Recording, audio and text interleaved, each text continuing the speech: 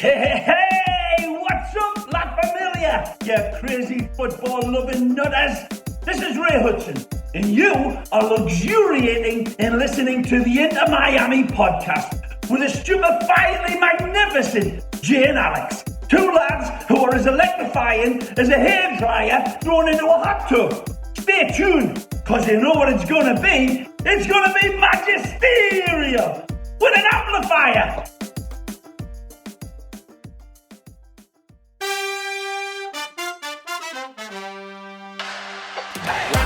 The cross goes, he's done it again. Taylor squares it for Victor Ulloa. It's one up. Ulloa and Taylor. Job done for Inter Miami. Let it in by Morte. What? 6. It's 2 for Miami.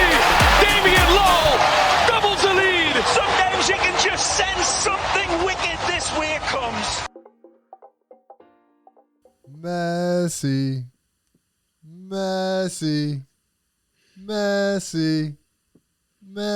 Are you going to join me?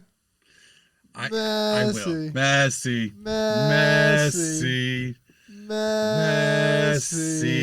Listen, we're going to need some folks around us to help make that sound better, because God knows he hears us up there drunk as shit. He's not going to want to stay. But, ladies and gentlemen, the saga is over. The wait, the chaos, the unadulterated, copious amounts of stories that we hear week in and week out. It's done. It's finito. It's la fin. It is done. Thank God. I am so happy. I mean, honestly, I would have been happy this was over with. Either way this was going to go. But obviously, a lot more happy with it going our way, the league's way. Everyone, I feel like, wins except, one club in Spain and a whole league in a foreign country. But whatever, that's not our issue because, ladies and gentlemen, we got him. We got him. 2.5 years, 2.5 year deal. Gimme. This is going to be great. I honestly was figuring this to be 2 years tops, though. Give him an extra half year to fully adjust will be, I think, probably the best case for us. This deal, of course, I mean, he's already announced it. It has not been officially officialized by the league or the team, so they're still working towards those final details. But, I mean, let's not get ahead of ourselves, buddy, because we gotta rip from the top, man. Thank you, everyone, for tuning in to the Inter Miami podcast. I am Jay Kington alongside an elated Mr. Than Harrington, buddy. How are you doing up there? I know it's rough. I know it's a rough environment. All the smoke's in the air. It's like I'm Bane. I have to walk outside with my mask on every day. No, it's been bad. Practices have been canceled up here. It's one of those things, I mean, we don't want to get into it because we're not that type of podcast, but it's one of those things that makes the general quality of life really rough. For those of you who don't know, we are actually dealing with the effects of the 8 million acre forest fire in Canada that is rolling through not only my home state of New York, but it's also affecting us down here in the Keystone State. It has been rough. Smoke like fog banks, I would say, almost every single day. So, but you know what? I don't care. Give me all that smoke inhalation. Canada's burning. I don't care. We got Messi. Yeah, it smells like sweet burnt maple syrup down here. It's, I shouldn't say that because I do have a love for Canada. But regardless, it's happening. It doesn't matter. We're good. Let's go.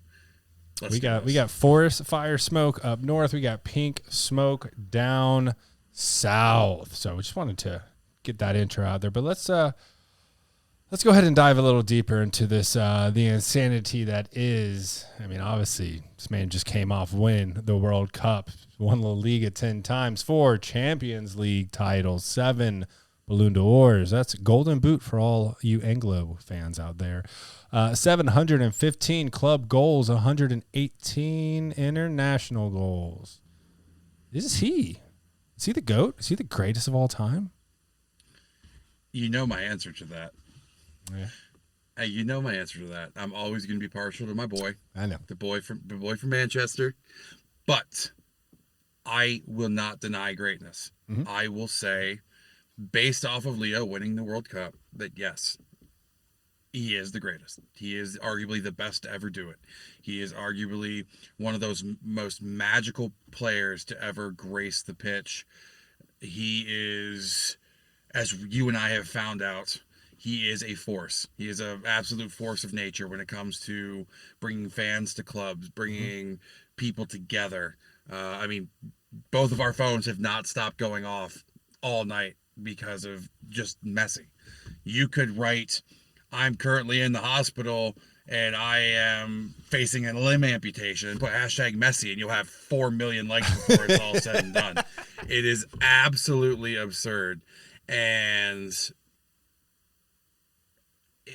it's going to be amazing. You know, my one thing that I want everybody to know before we dive deeper into this, no matter how this plays out, no matter what happens, we need to appreciate the fact that we have a once in a multi-generation player on our team right now. We cannot afford to treat him like the Parisians did in his last game, where they won the league and he felt so, I don't want to say crushed or hurt because I don't know his true feelings, but he felt so taken aback by the treatment from the fans that he just walked off the field and went into the tunnel. We need to genuinely appreciate this. I might even go as far, and I might catch some flack, I might even go as far as saying that this is comparable to Pele coming to the U.S. Well, you stole my thunder because I was literally about to follow up with that. I would say it's much bigger. I would say it is much bigger than Pele coming to the U.S. Pele was a superstar. We didn't have nearly as much media. Not everything was televised worldwide. There certainly wasn't social media. Messi has like 469 million followers. He essentially has like 1/12 of the entire world population follows this man.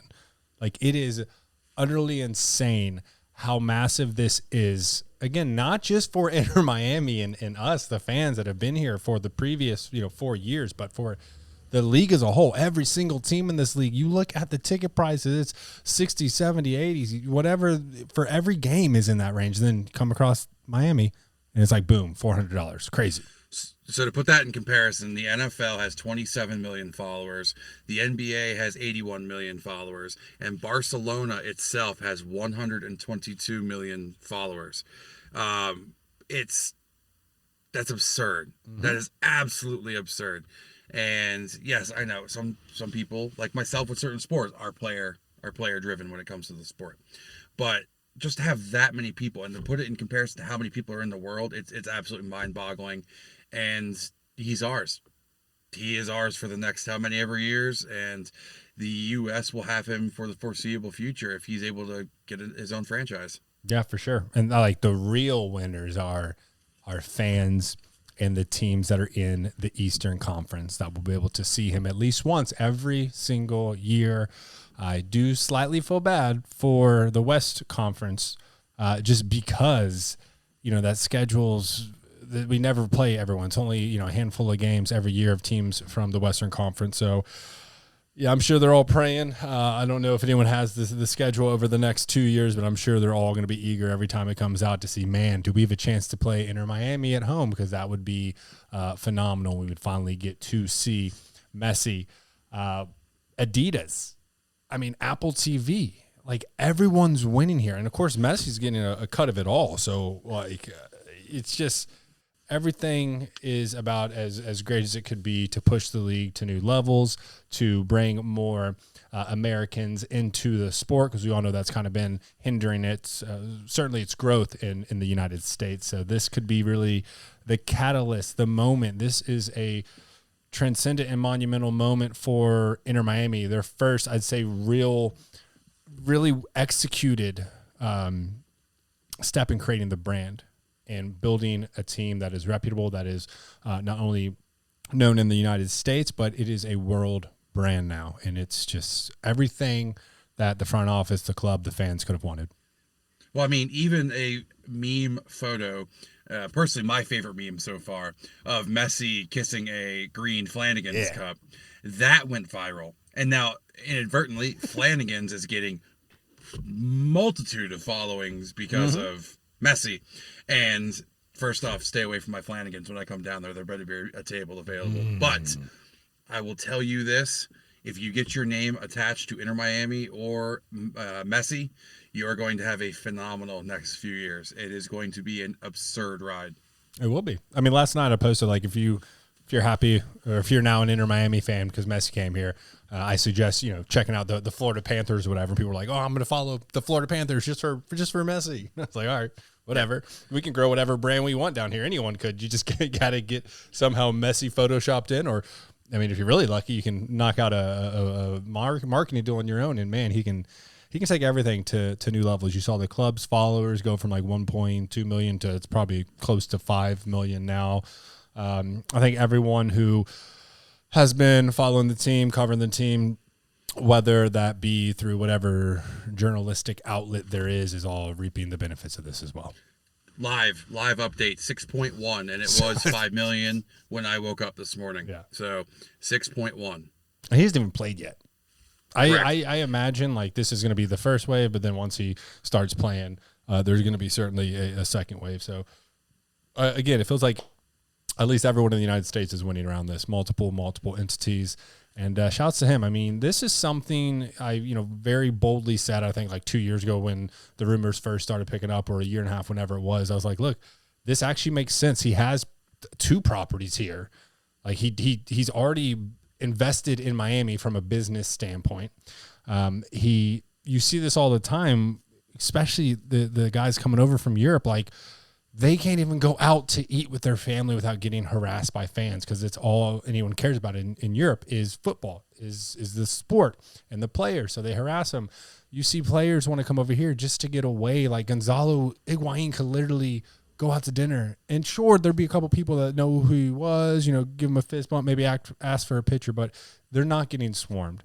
And Messi gave that statement. Like, I was ready for like just a mental break, something different.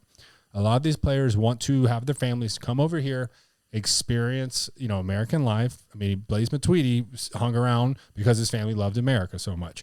It just, I'm not saying that to like be an annoying, over patriotic bragster about our country, but a lot of these people want to experience, and this all made sense. And then the rumors started coming out about like the 35% stake in the club, right? And ownership, and it made even more sense, right? But then he goes to PSG, so now we got to wait kind of for that whole thing to dial down. Then it picks back up, and boom, here we are. It made sense. It was a stretch goal for the club. It was a fever dream for a lot of the fans, and man, it's here, and we're about to witness something so spectacular and unique, and something we're going to remember for the rest of our lives, and probably tell our children and our grandchildren when, they come of age and they're like, hey, Dad, who's this wrinkly old man on TV, talking about the World Cup? And we're like, oh, that's Leo Messi. Sit down, sit on my lap. Let me tell you a story. So perfect inadvertent segue, because I'm going to go out there and say that the biggest winners for Messi coming to Miami, and it's not in terms of money, it's not in terms of growth, it's not in terms of whatever. The biggest winners of Messi going to Miami are the kids that play the game in the States right now. How many times growing up first off, did you even talk about the MLS? We were all talking EPL, La Liga to a degree. Serie A was bumping back in the day. Nobody talked about the Farmers League over in France. But how many kids are going to get a chance to see somebody who they only see on YouTube and on their TV? The first thing that happened, and Riley's not even a Messi fan, okay? I was dead asleep. He comes screaming up the stairs with tears in his eyes, going, Dad, Messi's coming to Miami. Messi's coming to Miami. And he was visibly shaking. He couldn't believe it. He had a smile on his face. And at practice last night, for as long as we could practice, all the kids were talking about it. Messi came to Miami, and they were all out there. They had a little bump in their step. They were moving. They were passing. You could tell they were trying to do the little Messi moves with his feet, flipping through defenders, trying to wiggle his way in on goal. It is going to be phenomenal for these kids to be able to emulate a superstar and be able to see him live rather than having to just focus on the onesie, twosie, threesie ultimate highlight reels that just show the same clips over and over. They're going to get to see him week after week after week after week. And it's going to be, as a parent, as you being a parent, it's phenomenal for both of us to have our kids be able to have a world tour of force come over here and have our kids be able to sit down, and one day you and I can look back with Quinn and Riley and say, you know what, buddy? We saw him. That was probably the penultimate experience for soccer for us, was being, I know the World Cup's coming up, so that could change, but we got to see Messi live. It's like, and I'm having a hard time articulating everything I want to say with this because it means so much to be able to share that experience. Like if Ronaldo came over, or, even to a lesser extent, we got to see Gonzalo. Yeah. He played on the world stage. He played in World Cups. Like, that was ridiculous. This is going to be times a million. I agree. I mean, I get excited when Chicago comes to town because I get to see Shaqiri. I'm not even a Shaqiri fan, but I'm just like, I respect it, right? So a lot of people win. I'll say the biggest winners. I'll agree with that. The children. We do it for the children. All the children across the United States who just love the game. And the new ones who are going to fall in love with the game because of Messi. This is kind of like that. Soccer's been snowballing. Football's been snowballing in the States, and it's getting more and more popular. You see more and more of our players on the national team. They're not playing for MLS teams. They're playing for European teams, and it's just going to continue. And this is a great, just a great enhancement to that all. But we can't all be winners. There are some losers here, and outside of Barcelona, sorry fans, outside of the Saudi League, whatever. We do have a massive loser. Speaking of these little kids that want to go see Messi, how about the loser being their parents' wallets, man? Because don't get me started. This is about to get out of control in terms of ticket availability, ticket pricing. We might be moving stadiums. I mean, it's going to be a wild ride. So I went to bed not having an inkling that this was going to be official, and I was going to take the family. We're going to go do our annual trip, go meet up with Lewis, say hey, see what was going on in Jersey. And tickets, I was looking about spending $85 a piece. No big deal. I was like, all right, not bad. We're going to be sitting about 2 rows off the field. I woke up and scrambled to get to game time to buy my tickets, and those on-field tickets at the time were going for $4,500. What were they? Did you look the night before? Yeah, and they were 85. Jeez. The Charlotte tickets. There are 2 sets of tickets on game time as we speak, going for $10,000. Okay, we got to be fair. Like, right? Shooters shoot. Shooters shoot. Go high. Shoot for the stars. There's a way, but like, and maybe some super wealthy parent comes around. It's like, yeah, whatever. 20 racks for me and little Timmy to go see Messi. But I would have to think those prices will come down substantially. I'm not saying they're still going to be affordable, but I think a lot of those tickets are going to come down to the $500 level unless you're really close, because you are seeing a lot of people just post 5,000, 10,000, whatever it may be. And it's absurd. And I'm walking back a little on what I just said, okay? But it is absurd to a point. So I only paid $1,500 for 6 tickets to go see United Arsenal. Think about that. United Arsenal, and yes, there might be some fluctuation who shows for the team and who doesn't. So be it. But that is another experience. I said, you know what, screw it. For me to go, let's say it stays at 500, right? I am jumping on a Spirit flight from here to Fort Lauderdale, and I'm spending $2,000 just to get inside the stadium. $2,000 to go to the stadium that we just got in for $20 for the Orlando match. Yeah. And I'm okay with it. Don't get me wrong. Like, I'm okay with having to pay a little extra to see the man himself.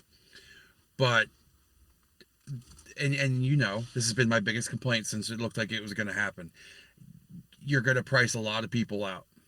So I know there's grandiose ideas that potentially moving some games to Hard Rock and having people pay and da-da-da-da-da. What's it going to look like when the people can't afford and we're sitting in a much bigger stadium when we're already struggling to fill Drive Pink?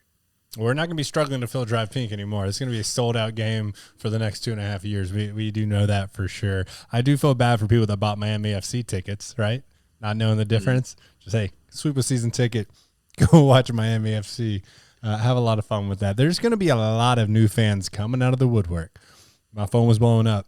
People were like, hey, I had a couple buddies like, hey, I want to get season tickets. Can you help out? I'm like, hey, we're on the media side. Like, I don't know any of the ticketing agents really. I can ask some people. So I've been sending one of the sales reps info around, but I've never spoken with them. I'm not keen to that world. But right when that happened, everyone all of a sudden wants to come, wants to be there to support the team. We'll see if they're there in 2.5 years, but we knew this was going to happen, man. I mean, they're coming out of everywhere. A lot of people will be traveling. You've already seen several sports stars, NBA, NFL, that already said they're going to go see Messi play when they come to whatever team is closest by them. So, I mean, here we are.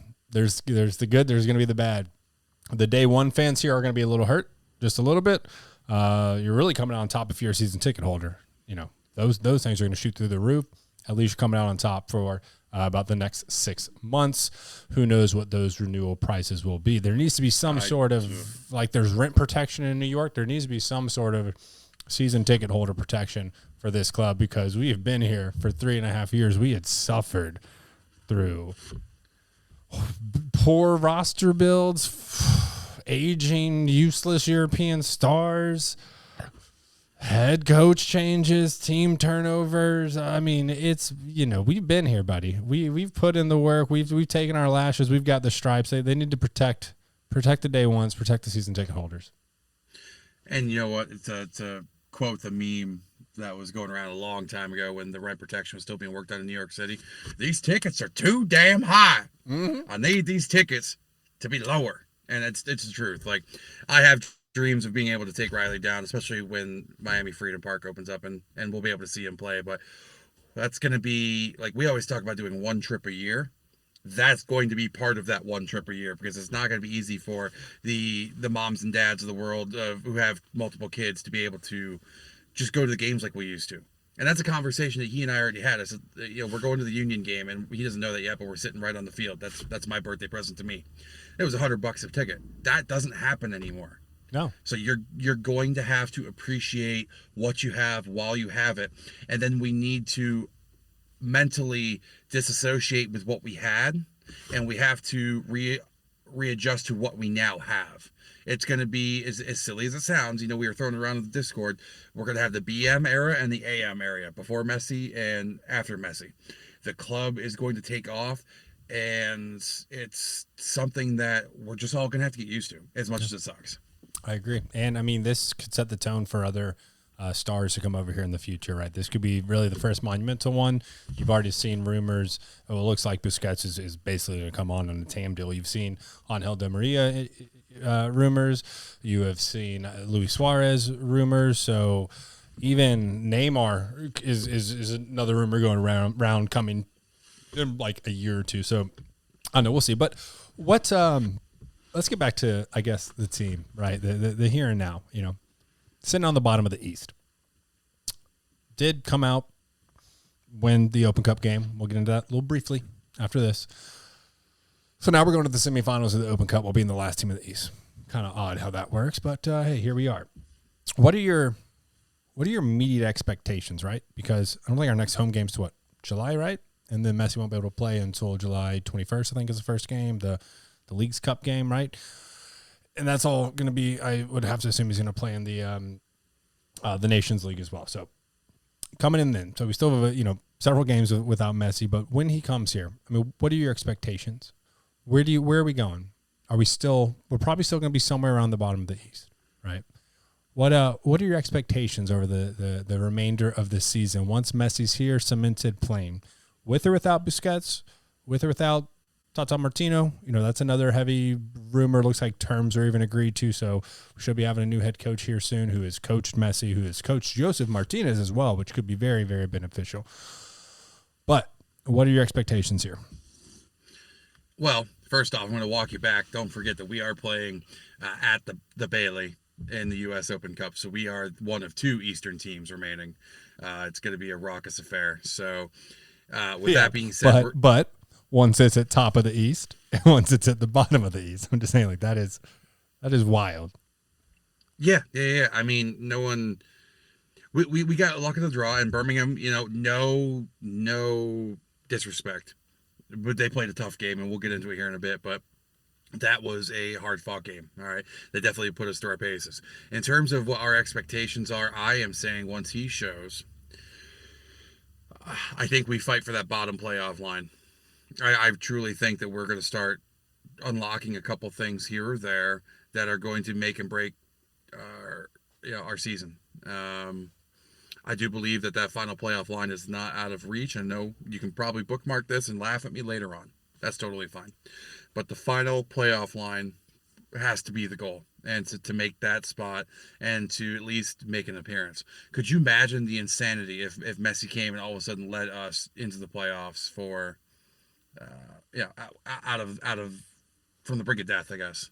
Yeah. It would be absurd. And then after that, it is wash off all the bad spots of the team, polish up the apple, and get ready for the next season, because if even half of those potential signings come to fruition, we could be talking a whole different ball game next year. I mean, just imagine Di Maria terrorizing the wing. And as much as I cannot stand him, I cannot stand the man, Sergio Busquets locking down and being that linchpin of what we're missing with Gregory's injury. I thought you were going to say Suarez and then Busquets. I don't like Busquets. I didn't realize you had such a disdain for him. Like, I agree. And we discussed this, right? But if it's a package deal, sure, we'll take Busquets happily if it's a package deal. You know, I think I'm a little more optimistic than you. You don't want to be in the 8 or 9 spot because you don't want to have to play the number 1 or 2 seed, honestly. We're only 6 points off that playoff line, right? So 2 wins, everyone else, of course, would have to lose. But, I realistically think it's obtainable with the amount of games left in the season that we could climb maybe 6th, 7th, maybe even 5th. I think that there's going to be something massively unlocked here because we are needing a number 10 so well, which I think Messi could definitely fill that void while also being just a lethal goal threat for us. So I'm a little bit optimistic. That's what I'm expecting. What would make me disappointed is if we get Messi and we don't make the playoffs. All I care is that we get one damn draw this season. I'm so tired of seeing what's the 0 draws. What's the record? There's got to be a record. I don't know. You has anyone gone through a whole season? Has anyone ever gone through a whole season without a draw? I don't think so. We are the only team left in the entire league without a draw. That's phenomenal. For all our new fans, in America, we call those ties. I love how the MLS has it as tie. Look. Yeah.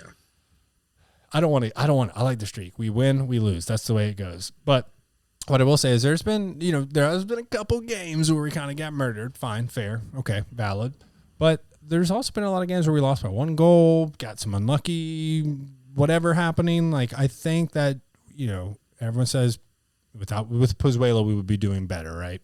But I think those voids can be filled, those areas can be improved, and I think we're going to see some better results. My expectations are tapered. I don't think he's going to come in here, drop 20 goals in half a season, right? I think he's going to have to get adjusted to the league. The players are more fast than the people in Europe realize. The players do close down quicker. There are some goal threats here. It is physical, so there does take some adjustments. But taper down your expectations as he ramps up. But I think good things will come. And just one more thing. Speaking on that Pozuelo, right? I think a lot of people have been upset. Man, we let Pozuelo go, just banking on this long shot dream of signing Messi. And if we didn't get Messi, this fan base would be calling for heads in the front office. I think they would turn on Chris Henderson pretty fast if we did not land Messi and we just left our 10 open, our 5 open, really, because they sacrificed the entire season for Messi, and that gamble paid off, and everyone's grateful for that now. But it's not to say this was stress-free this entire time. Well, you and I were already starting to clamor like, hey, listen, we need to figure this shit out. Like, we're watching a team go down in flames. We are struggling with who we have. And, shout out to the boys who are stepping into positions that they may not have been ready for, a.k.a. David Ruiz, a.k.a. Ian Frey. Hello, banger. Love him. Absolutely love Ian. Even Benja, yes, he's ready, but I don't think he's necessarily ready for all the minutes that he's been getting. And our youth, which we've continually talked about on this podcast until I've been blue in the face, our youth is what's keeping us even in these games sometimes. I mean, look back to last time we played our upcoming opponent, the Revs. Ruiz had the assist on Yosef's game-winning goal.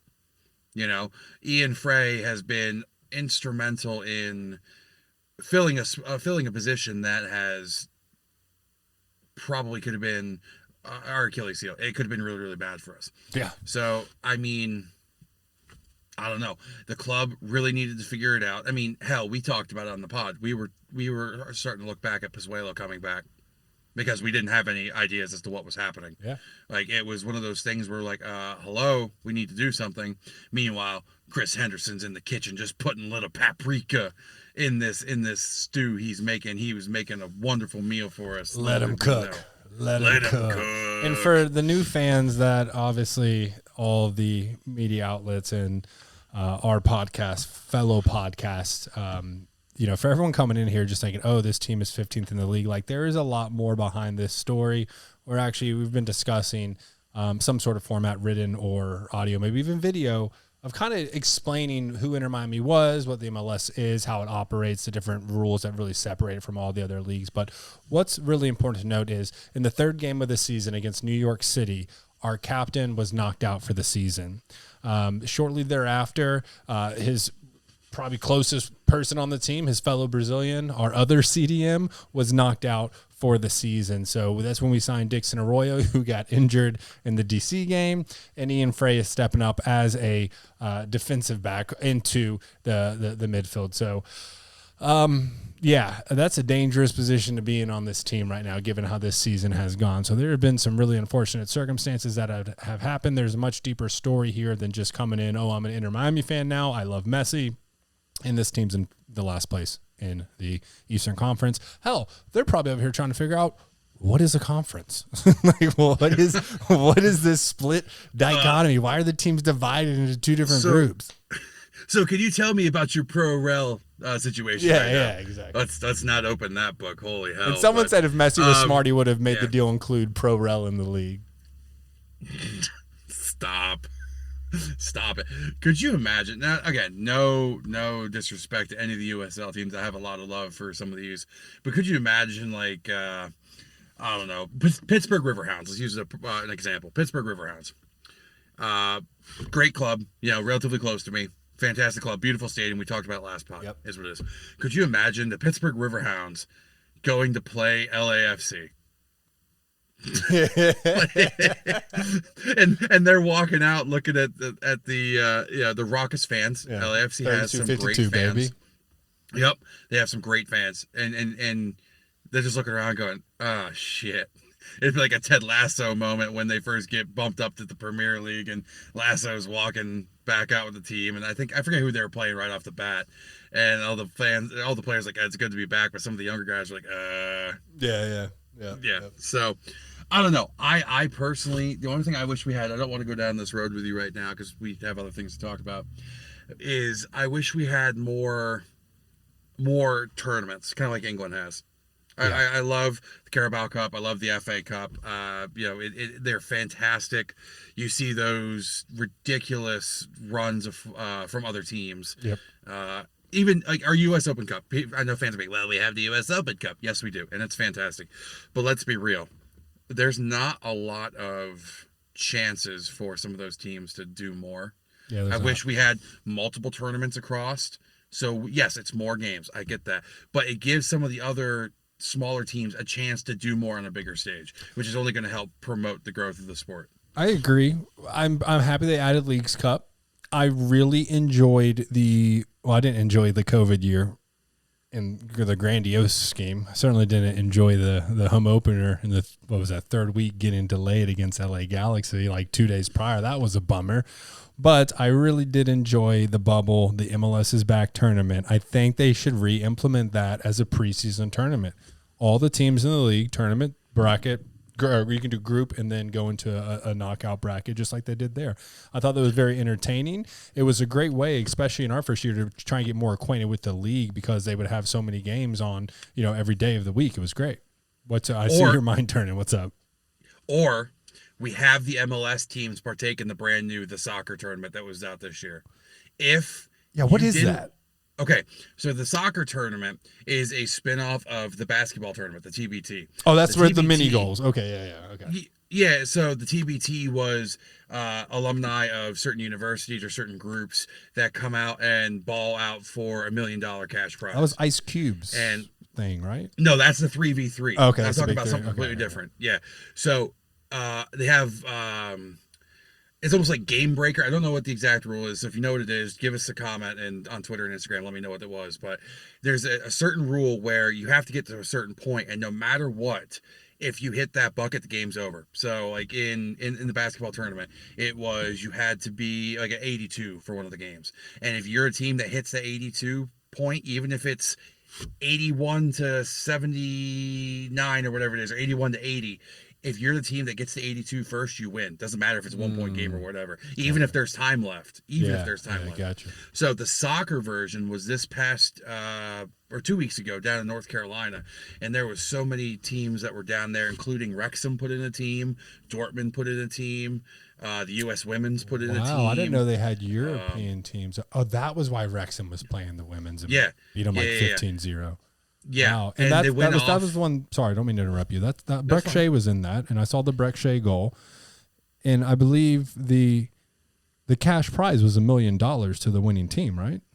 Yes, that is correct. Okay. And I mean, like I said, there's so many teams. Like I'm pulling it up right now. There was Team Dempsey, U.S. Women's, Conrad and Beasley United, Wrexham Red Dragons, Newtown had a team, Borussia Dortmund, Wolves had a team. A friend of mine, his good friend, scored a game winner for the Raleigh Rebels. He had a great tournament with them. Charlotte put in a team. So West Ham even had a team. West Ham even came over. So what I'm getting after is, why not take something like that and incorporate some of the MLS teams further into it? Instead of having like, and don't get me wrong, the Carolina Challenge Cup barbecue winners circle was great, right? That's our first trophy.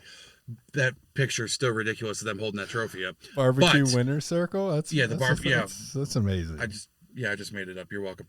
But it would be an amazing way to incorporate the grassroots version of the game and like what's going on with that, and then incorporate the MLS and have both grow together. Dude, listen to this. Wondolowski was out there balling still. He had 2-3 goals in his first game, and then because they were up so much, he went out and played goalkeeper. Wow. Wando, legend.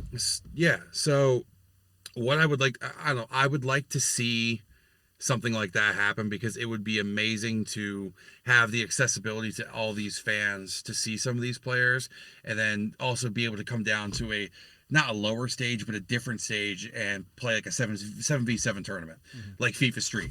Like Volta. There we go. I like it. Yeah. I like it. I agree. I would take. Here's the thing. It is a fine line though. You don't want too many tournaments going on through the regular season, because obviously you do want to have, you don't want to have to rotate the roster as heavily as you would have to if there were a lot of tournaments. But I think we could certainly do for one more. And speaking of tournaments, let's segue out of here. We've been on Messi for quite a while.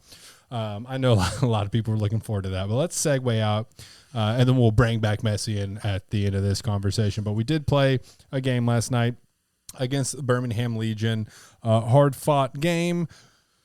Ended up coming on top. Wasn't the prettiest of games, obviously. There might have been a handball in there, but they kind of like to protect the MLS teams, I guess. The other short Argentine on our team, Nico Stefanelli, finally coming to fruition after a rough start, but that plays into what I'm saying. takes time to adjust to the league. He gets a goal. I'm not going to say it was the most beautiful goal. We were texting while it happened. I was like, what a goal. Then I watched replay. I was like, not really. Joseph went for the scorpion on that and just missed it. It went right to him. But we go up and go up one, and then basically kind of all out defensive. 10 minutes of extra time, right? Or added time rather. And I mean, hey, what do? We're the last team in the East, and we're making it all the way to the semifinals. It feels sort of that might be our real piece of hardware. And of course, just circling back, we don't need to go deep on this individual, but Messi will be coming back. The semifinals not till August. Messi will be here. He'll have a couple games under his belt, and he's coming into the semifinals of the U.S. Open Cup. And we have a good shot of getting our hardware within, really a couple. What is that? I think the final will be a month after that. Within a couple months of him being here, could snag our real first piece of hardware. Although I do really like the backyard barbecue cup. Now, it's not going to be tough, man, because we're going against Cincinnati, who is stacked, who is in great form. I think they set a record for most points through this point of the season. So. For all of our listeners out there that are looking at Inter Miami as, we're the last team in the East, I would like to note Cincinnati had been dog water for the first 6 years since they became an expansion team in 2017 or whatever it was, and they just got it together. So there's still time, and your boy Leo Messi that's coming over is going to help us get there. But what are your thoughts on, I guess, the game advancing? The next round, we will be playing away at TQL Stadium, not far from where I grew up. But, hey, man, I was just excited to see the boys fight. They came out there. They knew that the Messi news was going to overshadow themselves, the game in the Open Cup. But they went out there, put on a hard-fought battle, depleted roster, and still struggling to make stuff happen in the attack. But they went out there and got the win. Props to a lot of the young kids. Ian Frey looked great, really good with his feet. Ruiz, Kramashi. Kramashi went out at half for Robbie Taylor. But, overall, given the circumstances of this team, I'm just happy we didn't lose to a USL team. Yeah, no, absolutely. And as I've already said earlier in the podcast, going to the Bailey, going to TQL is not going to be an easy feat. They are already pumped for... What is the Bailey? The Bailey is their supporter section, my guy. Oh, okay. Because I was like, I've never heard of the Bailey in Cincinnati. Okay. The Bailey is one of the best supporter sections in the MLS, at least in my opinion. They're always raucous. They're always bouncing back, forth, getting the team motivated, pumped, regardless. Not talking about them any further. It's going to be tough for the boys to go. The best supporter section is the Purina Pet section in City Park, baby. Well, because you can bring your puppers. Because you got those puppers everywhere. Oh, we got your puppers. And if you're just tuning in for the first time and you don't know anything about it, yes, Purina Park is based off of or named off of dog food, and yes, you can bring your dog into the stadium. It's phenomenal. Go St. Louis. Go Indy Vasilev. Anyways, I don't know. It's going to be interesting to see how we focus where we're at based on the season compared to where we're at in the U.S. Open Cup at the time. I do believe that we're going to go for broke. I don't know. First off, we don't even know who's going to be the head coach at that point. Would it be Javier Morales? Will it be Tata? We don't know. Everything's pointing to Tata coming in. I think he'll probably come in the break too. And again, all signs are pointing to Busquets as well. So we could have both Busquets and Messi. I think we do have a legit shot. I'm not saying it's going to be easy. Cincinnati is a tough opponent to beat. They are playing extremely well. They're filling themselves. But then, the other games, Houston's not that great, right? Salt Lake's not that great. So I think the hardest game right here, the hardest game to win this is probably the semifinals against Cincinnati versus the final against either Houston or Salt Lake. Yeah, I mean, wouldn't that be a hell of a final? Inter Miami versus Real Salt Lake. I don't know. I mean, it could be fun. That one could be fun. But all I'm saying is that it's going to be extremely interesting to see how the team is put together for the U.S. Open Cup. We're most likely going to have to go for broke. Yeah. If we're not pushing towards the final playoff line, you might as well just play your A-list. You got to salvage something of the season, right? Right. Well, since he's going to put out their A-list, Yeah. you have to think that they're going to put out their A-list, regardless of where they're at. They have enough They're cushion. in such a yeah. I mean, they're in such a great position that they can come out swinging, and they could. It could be a real.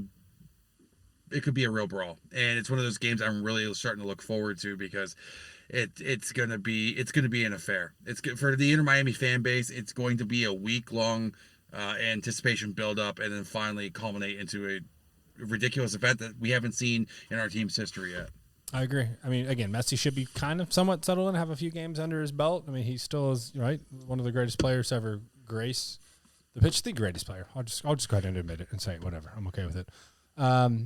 Busquets will be there to help out the defense. I think what that game will really come down to, and we're talking so many weeks out. This is probably stupid to even talk about right now, but I think it's really going to come down to the defense. Can the defense hold it together in that game? Because we'll have reinforcements, more creativity, obviously with Messi there, and the attacking prowess and goal scoring potential. So it could be a pretty honestly decent high scoring game, and it'll come down to the defenses. But what I'm really looking for right now is from now until the break for the Leagues Cup, what this team does. Can they get all that distraction away from them? I would have to think Javi Morales is preaching that. Do not get distracted by Messi coming. Don't get distracted by the outside moves. Let's continue to get better every single day.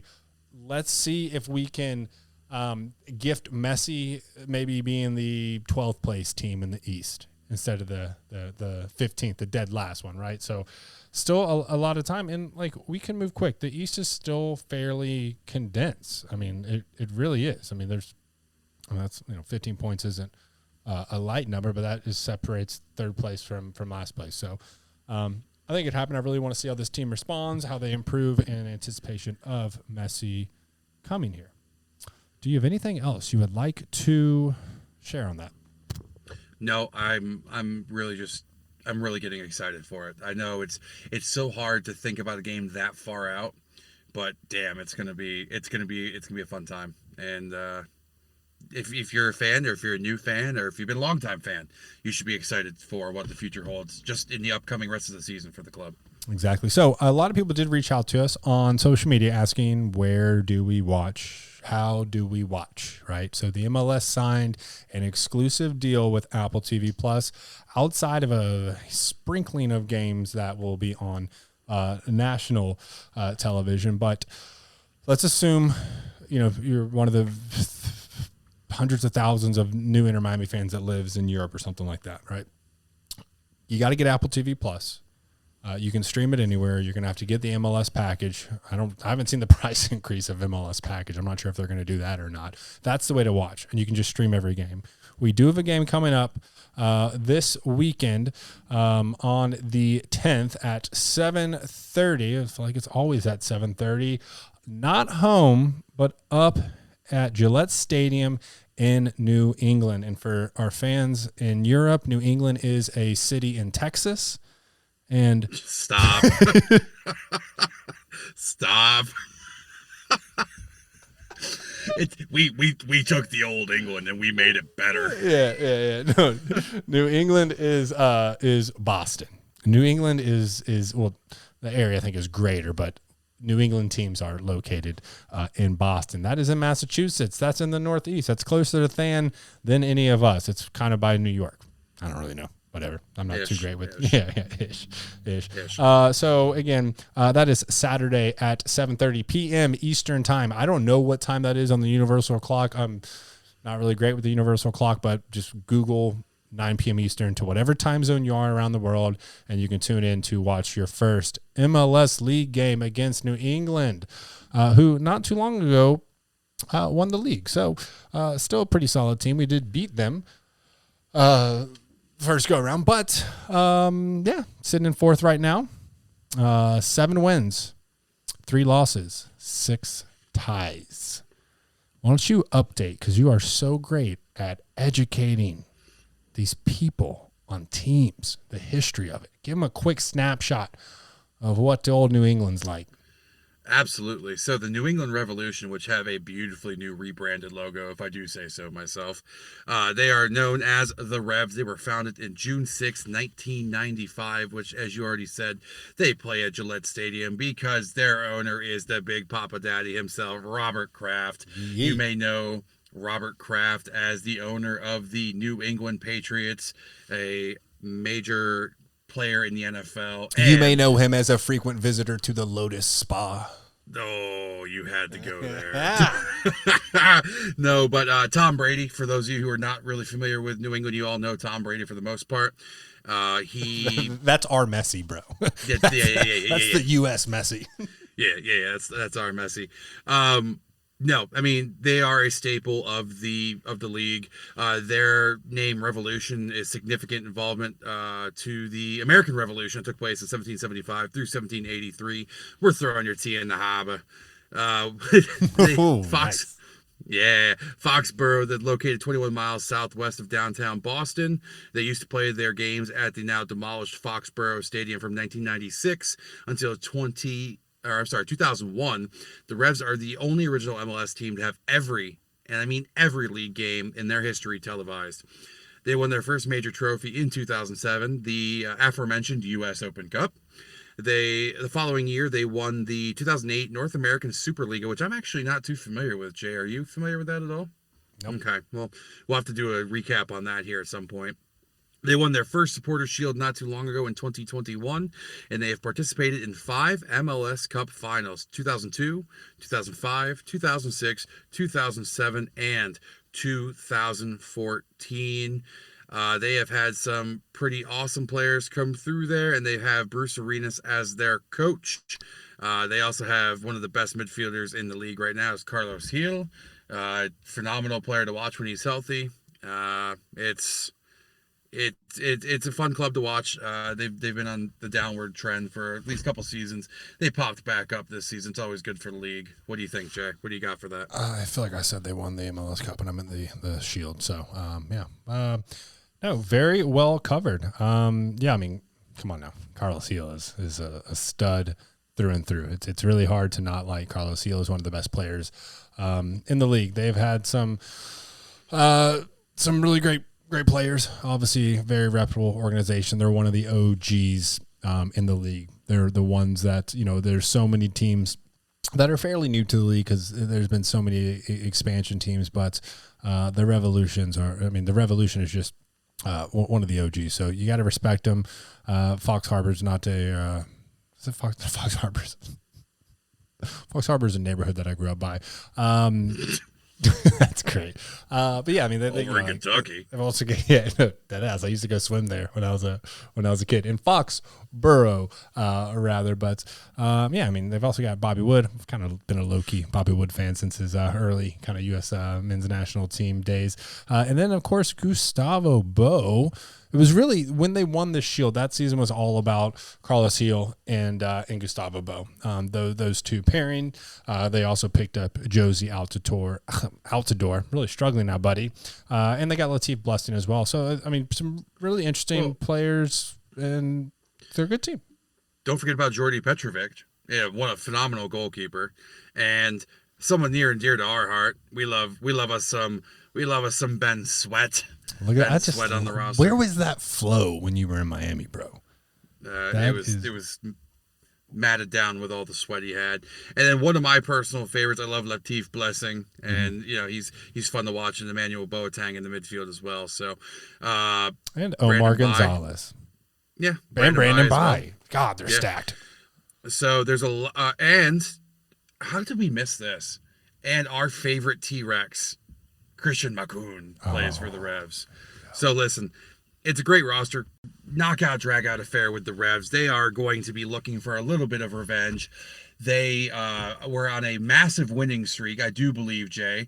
And Joseph, last game, decided it was a great time to notch league goal number 100 and 101 of his career. They're going to be looking for blood because they had, like I said, I do believe they had that pretty substantial winning streak, and we kind of set them on a downward trend for a tiny bit. What are your thoughts? What do you think about the game coming up? It's going to be a tough game, right? Again, still dealing with a depleted roster, young people trying to come into their own. I mean, it's not really in our favor until Messi gets here, right? So the two more games that we're going to have this month is going to be New England and Philadelphia. I just want to see I want to see them fight. I want to see the team improve. I would, if I'm going to be realistic here, I think we're probably going to lose 2-1. Just given our form in the league, I think Morales is still getting comfortable being in that role, so it's going to be tough. I mean, I don't think it's out of the realm of possibilities to win. Obviously, it's MLS; anything can happen. But just given the experience on the roster, then we're still trying to kind of come into our own. Well, we also cannot forget that I do believe we were out Mr. Kamal Miller this match as well, thanks to his sliding red card against Christian Benteke, which we don't have to get into that, but I thought that was a little myself. So I'm going to go, looking at what the Revs are doing, look at Morales getting comfortable. I say we go 3-1. I say we're down. I wish I was wrong, but looking at all the pieces they have, comparing it to the sum of all of our parts, they're gonna outclass us, at least on paper. Yeah. I mean, look at Red Bull. No, Red Bull was not a great side right now, and we talked about how it could be close, and Red Bull made us look like a U8, U9, U10 squad. Like they were just beating us around the park. So it could be interesting. I mean, we're still waiting for that new manager bounce. I mean, yes, the Open Cup match last night was a good win, but we're still waiting for that bounce from Morales. So I'm going to go 3-1 loss, but we are about ready to turn the corner, I hope, because as you already mentioned, we have the Union coming up, and I'm not really ready to go see a bloodbath in person. Yeah, and we have such a stellar away record with 1 win and 6 losses, so going to be a little tough. But I mean, it's really, the schedule is about to be so unfriendly until Messi comes. It's a little unreal. I mean, we New England, Philadelphia, Austin, Columbus, back to DC, St. Louis, and St. Louis just having a hell of a season for the first season. So it's going to be tough, but then we get the break, and we get the Leagues Cup, and then Messi's here, and boom, everything's better. We're the best team in the world. Give us the shield. Give us the cup now. But all jokes aside, like I said, the next several weeks for me is the team figuring out themselves, pushing themselves, and getting better together as a group and for each other. No one's expecting you to go on a hot streak and win a bunch of games. We're not expecting that. Reinforcements are coming. A new head coach is coming. Probably Busquets. Everything seems to be pointing that way is coming. So just focus on improving, and then really we'll put that plan to action once we have our reinforcements. Yeah, absolutely. And it's once we turn that corner and Messi's finally here, it is all gas, no brakes. Yep. Go. Yep. We have to. What other league news we got? We got a couple people rumored to be on the news. I was on a Battered Herons power roundtable with the Battered Herons, obviously, with Franco Panizo, with Ian Hess, and with Calypso from Vice City and Vincenita. Franco had mentioned before he came on, he caught word that Uyoya is currently on his way out. You mentioned something earlier to me today. I don't want to steal your sunshine here, so go ahead. Yeah, so according to our good friend, IMCF Traveler, if you're not following him on Twitter, please make sure you do so. Robbie Robinson, our Tiny Tim of our Inter Miami roster, is currently on his way out. I believe he is playing for the MLS Next Pro side tonight.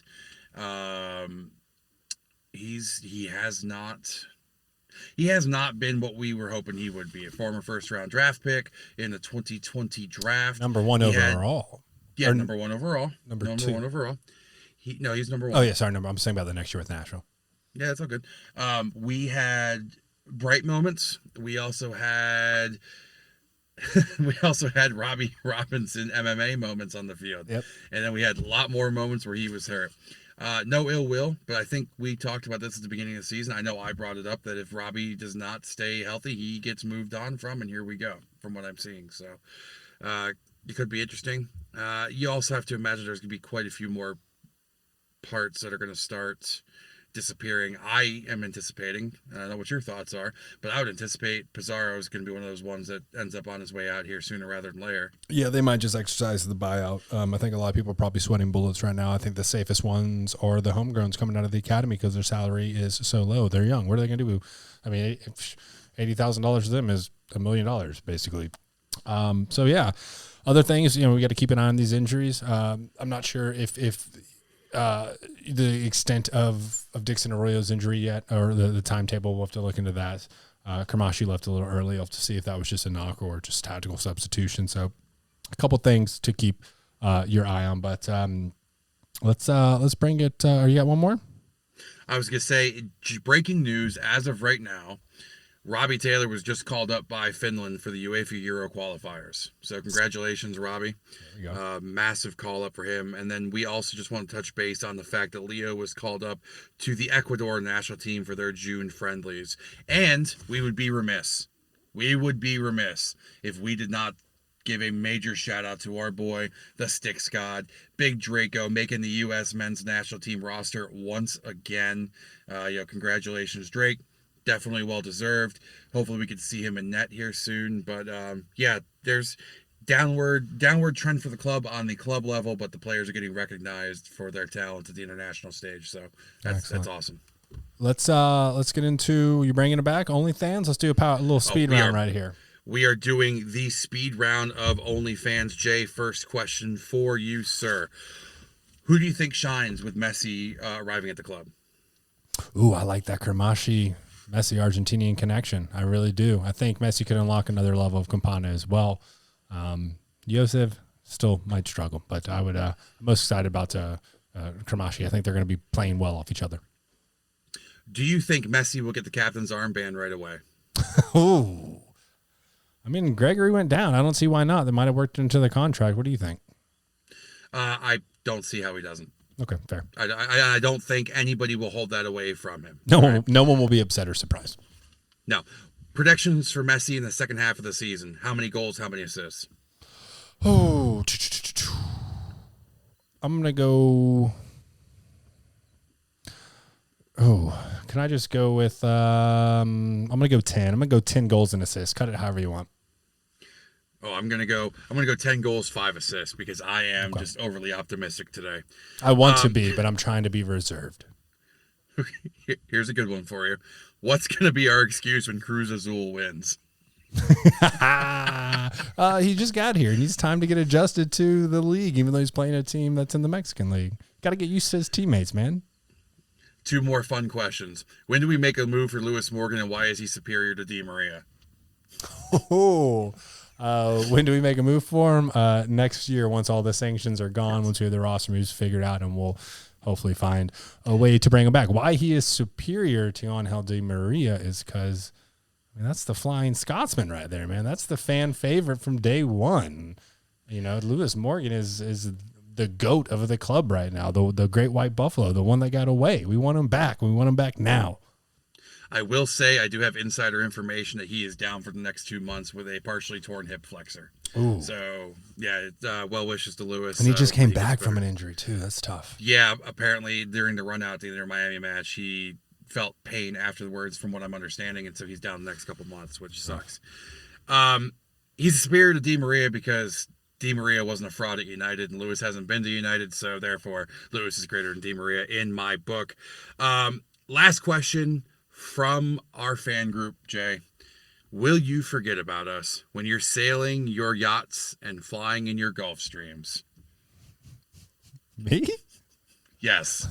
No, I'll never forget about you. Because of the massive amount of, and shout out, we're going to kind of segue out, shout out to all of you who follow us on Twitter and Instagram. It was a crazy night last night. I had to turn my phone off at work. We do this for you guys. We do this for the supporters. We do this for the fans. We are the podcast that is in with the regular Joes, the fan base. We are up in the North Stand with you. Living it up with the fan base. I will not forget you. Jay might, because he doesn't know that lifestyle from the Kentucky money he used to have. So.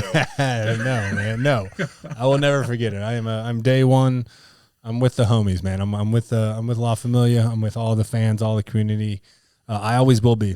I'll never forget you. None of this is going to go to our heads, the increase in followers or listens.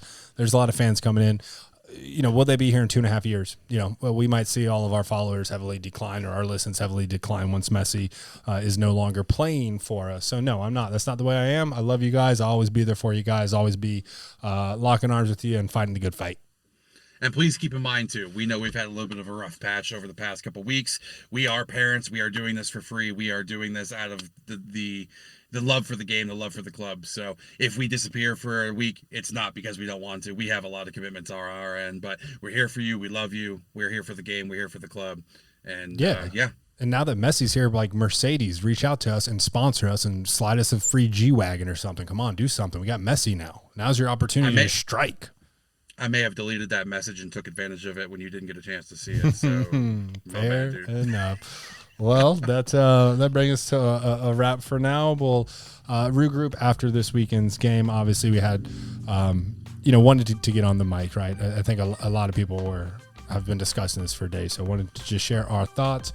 We will be back with you shortly. As always, if you don't follow us already, check us out on Twitter at EnterMIA Podcast and on Instagram at EnterMiami Podcast. A lot of people have been flooding to that Twitter. Don't forget to follow the Instagram. That's where all of our live streams, reels, everything going on from the stadium during game day, all those fun things you're going to want to witness from afar. That's the way to view it. And as we end every single episode, vamos, Miami. Vamos, Leo Messi. Hey, I like